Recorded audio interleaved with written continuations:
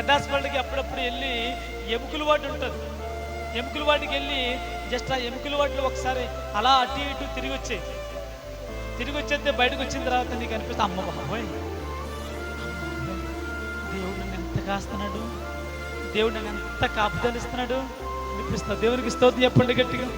తిండి లేదేనో, డబ్బు లేదేనో, వ్యాపారం అభివృద్ధి చెందలేదేనో, మనము కొన్నిసార్లు దేవుణ్ణి బాధ పెడతా ఉంటాం. దేవుణ్ణి అంటే ప్రార్థనలో నువ్వు ఉన్నావా అంటాం. నిజంగా ఆయన ఉన్నాడో లేదో తెలియాలంటే నువ్వు ఎక్కడికి వెళ్ళాలా?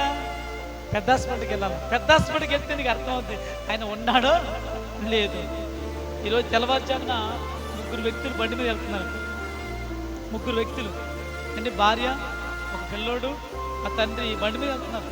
కాకినాడ ప్రయాణమే వెళ్తున్నారు. తొండంగి నుంచి వెళ్తా ఉంటే అది ఆ రోడ్డు కూడా ఎలాంటి రోడ్డు అంటే అది హైవేలో ఒక వైపు నుంచి వెళ్తే ఇంకొక వైపు నుంచి వచ్చి మళ్ళీ వేరొక వైపు నుంచి వస్తాయి. అలాంటి హైవేలో కూడా వారు వెళ్తున్నప్పుడు సర్వసాధారణంగా మన ముందు నుండి వచ్చే వాహనాలే మనకు గుర్తుతాయి, మనకి యాక్సిడెంట్ అవుతుంది.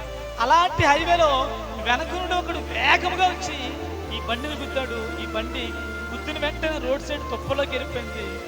ఆ బండి జారి అలా పడిపోయినప్పుడు అందులో ఆ లేడీ, ఆ తల్లి బలమైన గాయం వెనక్కి తగిలి ఆన్ ది స్పాట్లోనే చనిపోయింది. వచ్చి వెళ్ళేది ఏ మార్గం? హైవేలో మనం అన్నీ వెళ్తూనే ఉంటాయి, మనకు ఎదురుగా ఏది రాదు. కానీ అలాంటి మార్గంలో కూడా వారు చనిపోయారంటే నేను అంటాను, అలాంటి మార్గాలు ఎన్నిసార్లు మనం ప్రయాణించలేదు, అలాంటి మార్గాలు ఎన్నిసార్లు మనం కాకినాడ ప్రయాణం చేయలేదు, ఎన్నిసార్లు పిఠాపురం మనము గుంపుగా ఆటోల్లో ఎన్నిసార్లు ప్రయాణం చేయలేదు. నేనంటాను, ఆయనే నిన్ను చూడకపోతే నువ్వు బ్రతికి బట్ట కట్టేదానివా? ఆయనే నిన్ను చూడకపోతే నువ్వు ఈరోజు దేవుని మందిలో ఉండేవాడువా? అందుకే ఆగరంటుంది, నువ్వు చూచుచున్నా దేవుడవు. దేవునికి స్తోత్రం.